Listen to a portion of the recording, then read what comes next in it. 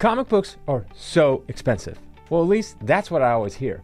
But is that actually true? Are comic books really more expensive than they've ever been? So I went back in time and I looked at every single time that the comic book cover price changed and went up. And I compared it to actual inflation to see if comic books are more expensive than they've ever been.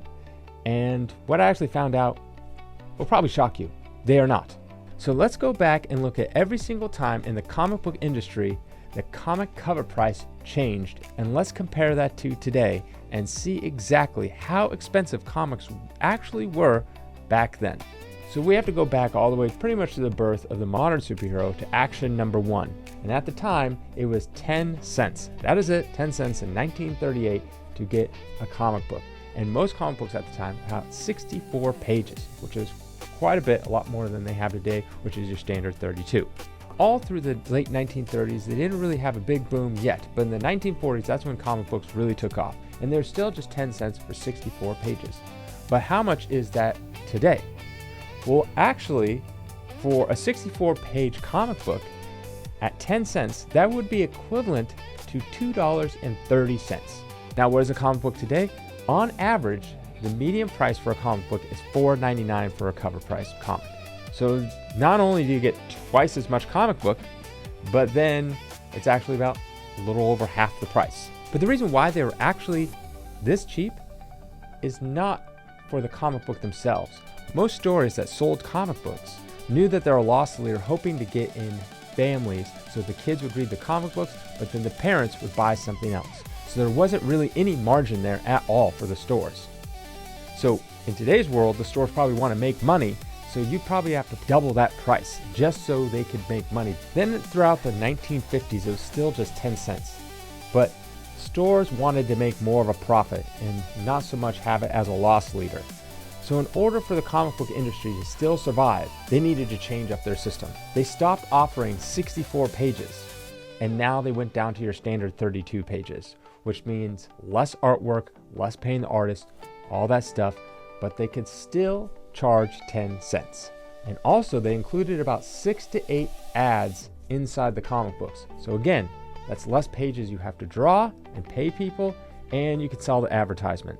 So what was a comic book actually cost in today's world? If it was 10 cents, it'd be $1.30.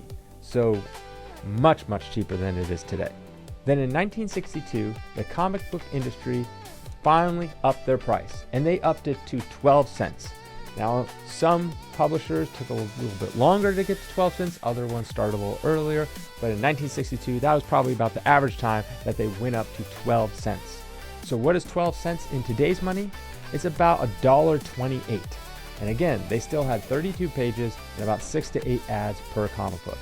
Then after decades of being just 10 cents and finally moving to 12 cents, in 1969, they did another price increase to 15 cents, which was a 25% increase from the 12 cents. But in today's dollars, what is 15 cents? It's about $1.32. So going up from about $1.28 to $1.32, not much of a difference. But then 3 years later, not much long after, they raised it again from 12 cents to 20 cents per comic book.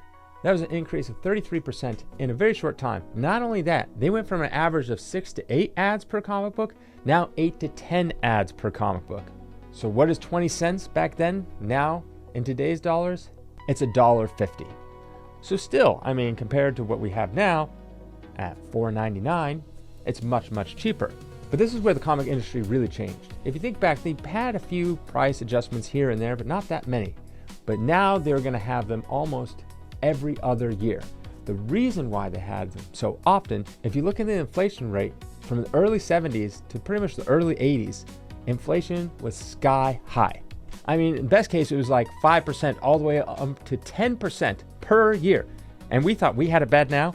Man, imagine going through that. It's just like every year, it's like 5 or 10%. This is so much higher. So comic books obviously had to change their prices and continue with that trend. So in 1976, we got another price increase. It went up 50% from 20 cents to 30 cents. And that's about $1.70 today. Then in 1978, it went from 30 cents to 35 cents. And on top of that, they increased the ads. Now the ads are about 12 to 14 per comic book. Yes, about almost half of the comic book could be ads of some kind, either advertising another comic book they have coming out or just something new in general, like a movie or something. That 35 cents is about $1.73 today. Then they had to up it once again a year later in 1979. The average price for a comic book was now 40 cents, which is about $1.78 today. So still not that expensive, but as you can see, the trend is rising, getting more and more expensive pretty much year after year. Then in 1981, they raised it again from 40 cents to 50 cents. It's about $1.78 still due to inflation. Inflation was so high during this time that it basically worked out the same. Even though you raised the price of the comic book, it was worth about the same it is today. Now the amount of ads that they put in hasn't changed. It's still about 12 to 14 ads per comic book. And maybe in the future they'll add more, but as of right now, they haven't really changed it since the 70s. But a year later, in 1982, they raised it from 50 cents to 60 cents. In equivalent to today's dollars, that's about $2.01. And then in 1984, they raised it to 75 cents, and that's about $2.34. But right now, this comes the biggest jump of all. They had a ton of inflation all through the 70s and early 80s, and now they pretty much had to play catch up. And in 1986, they raised it from 75 cents to $1.25. Think about that. In just 2 years, it was nearly double the price. And that puts it in today's dollars, $3.69. And then they couldn't help themselves, now could they? Nope, they had to raise it again because instantly in 1987, a year later, it went from $1.25 to $1.50, and that's equivalent to $4.28. And then they thought to themselves, you know what? You know what we should do to make more money? Write better comic books? No, that's stupid. We don't need to write better comic books anymore. Get better artists? No, they'll cost more. What should we do to increase profits? I know, let's raise the comic book price once again. But didn't we do that last year? It worked so well, let's just do it again. So here we go, once again, and from 1987 to 1988, a year later, went from $1.50 to $1.75, and that is equivalent to $4.79. So about almost what we're paying today. Now I'm sure a lot of you out there are like, wait a minute, I have comic books from 1987 and 1988, and around that time, and they're not this price range. What happened is, so different publishers had different stars, like Spider-Man, Batman. And their more popular stars, something like a Spider-Man, they actually kept cheaper. And then there are other heroes that weren't as popular, or maybe they did like, a mini series or a limited series. They charged more for those. Probably because they knew it wasn't going to sell as well, so they needed to make back their money. And so they changed the price on that. Also during this time is we had a huge influx of what they called the black and white comics. Those are the independent comic books. Think Teenage Mutant Ninja Turtles. Those were more expensive because indie publishers needed to make money, so they had to charge more. They knew they weren't going to sell as much. As the big publishers like Marvel and DC saw these indie books popping off, and they're like, wait, they're more expensive. They're like, maybe we can raise the price of ours. So finally, the comic industry is like, you know what? We need to do something new. These price adjustments year after year are just not cutting it. So for about 5 years, there were no price adjustments in the comic industry, which is great. And that's when we got all the new comic book artists coming in, and there was a huge comic book boom. In 1993, they finally raised the price again from $1.75 to $1.95, and that actually is cheaper than it was previously. Before, that was equivalent to $4.79. Now this is equivalent to $4.37. And this was pretty much the height of the comic boom. This is when comic books were selling millions of copies. So comic book companies were raking in the huge dough. And then they decided to raise the price again in 1994. But they only raised it 5 cents. So on average, it's about $2 for the average cover price.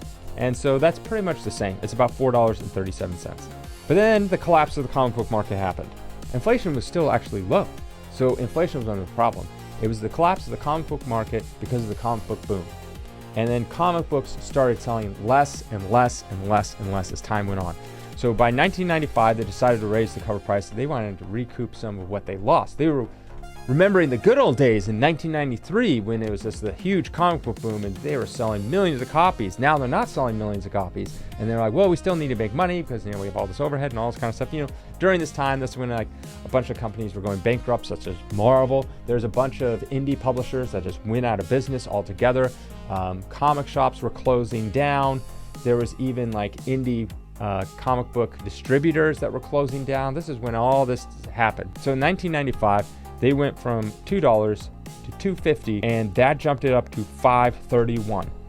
That's right. In the mid-90s, it was more expensive to buy a comic book brand new off the rack than it is today. And then 3 years later, they decided to raise the price again. So from 95 to 1998, it went from $2.50 to $2.75, and that is equivalent to $5.47. But like I said, comics were in a very tough spot at this point, and they raised it a year later from $2.75 to $2.95, and that is equivalent to $5.74. And you think that might be the most expensive that I ever got to buy a brand new comic book. But you'd be wrong. That is not the most expensive time to buy a comic book. Just 5 years later. So for 5 years, they didn't have a price increase. And they're struggling. Comic books were definitely struggling. They're selling a lot less than they are now.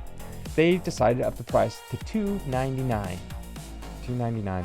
So 2004, they were $2.99, and that's equivalent to $5.13. So actually, it was a little bit cheaper. But then, 6 years later, in 2010, they had a massive jump. They went from $2.99 to $3.99, and that is equivalent to $5.93. That's what it cost in 2010 to get a brand new comic book. So if you're thinking like comics are expensive now, they were actually more expensive a decade and a half ago. They didn't actually really raise the price that much. They kept it there for a very long time, till 2020. And then it went up to, on average, about $4.50 for a comic book. This is across many different publishers, and that is equivalent to $5.63. And then now, the average cover price is about $4.99. But that is where we're at right now. So the most expensive time to buy a comic book was actually in 2010. Around that era was the most expensive time to buy a comic book. It was very, very expensive. Now, probably you're gonna see that the cover price is gonna go up to $5.99 on average. There's lots of comic books that are already $5.99, some $6.99, but on average they're about $4.99. And you'll probably see that move up again fairly soon to $5.99, so it will probably be the most expensive when that comes out. But back in 2010, it was much more expensive. Also back in 1999, it was much more expensive at $5.74. So the last time it was cheaper to buy a comic book was all the way back in 1994. That was the last time it was cheaper than what it is today. From 95 all the way up to 2020, it was much more expensive to buy a comic book than it is today. Now, there's a lot of things going on in the comic book market. They used to innovate back in the day. One of their innovations, I'm not saying it's good or bad, but an innovation that they did was they cut it down from 64 pages to 32. They cut it in half. That means the less that they had to invest into artists and everyone to make comic books cheaper, and that's what they did. Then they added more ads in there, less people drawing, more ads. Now, at this point, there's 12 to 14 ads per comic book, and I'm not including inside covers, just the pages themselves. Could they put in more ads? Yeah, but then at what point you're only half of the comic book is a comic book and the other half are ads? Doesn't seem logical. I think they'll stick to the 12 to 14 per comic book. I think what they're going to do to cheapen it, now they could raise the price, and I probably would suspect another price raise, so it's the average price is going to be $5.99. That will be the medium price for a comic book. Probably fairly soon we're going to get that. But I suspect what they're going to do to cut costs is, which I've said many, many times before, is they're going to start using AI art, where the AI art is much, much cheaper to produce, and which then they can keep the comic book at $4.99, or maybe it goes to $5.99, and not really change the price, the cover price, but be making more profit that way. That is going to be the next step. So I suspect one more increase overall in the medium price. And then after that, I think it's going to stay there for a very, very long time, because they're going to find other measures, and that measure will be AI, and that's what you're going to get. So one of the reasons why comics were so much cheaper during the 40s, 50s, and 60s is because artists not only were better, as in terms that they produced more, but they were actually much, much cheaper. The average artist today does about 20 pages a month. 20 pages drawn a month. That is equivalent to maybe 1 or 2 books, because like I said, there's ads. Jack Kirby once did 142 pages in a single month, along with 11 covers as well. In a single year, he did almost 1,200 pages and 102 covers. So he worked much faster, much more skilled than the current people we have today, on top of the fact that he did not get paid nearly as much. He did an entire comic, 12 pages, penciled, inked, and cover for $170 back in 1945. In today's dollars, that's about $3,000. If you're doing that today with pencils and ink and cover, you're probably going to be in the realm of $4,000 to $5,000. So quite an increase. Jack Kirby is averaging about 6 comics per month. Six whole comics per month. And that includes penciling and sometimes inking, but mostly just the pencils. Compare that to someone today, they might get out 1, maybe 2. That is why he's called the king. But nonetheless, comic book artists are paid a lot more than they were back in the day. In order to make a standard income, Jack Kirby had to work 14 to 16 hour days. And you might think that's insane. Most artists don't even work anything close to that. If they probably do put it in an 8-hour day, it's probably once a week they put in a full 8-hour day. Most of the time, they're probably a lot less than that. And also, it's maybe they don't have the work. There's a lot more artists today than there were back then. And so they might get a job and this is their only job for the month. So yeah, they can make it stretch out. But there's many reasons why comic books are more expensive. Inflation, the cost of the artist, just the cost in general for doing a comic book, and the profit margins of the companies wanting to make more money. That is why we are now at about $4.99 a comic book, when back in the day, it was roughly about $1.50 on average for a comic book. So let me know what you think about these price increases, and where do you think it's going to go? Is it going to average pretty soon to $12 a comic book? $100 a comic book? Who knows? Have a great day.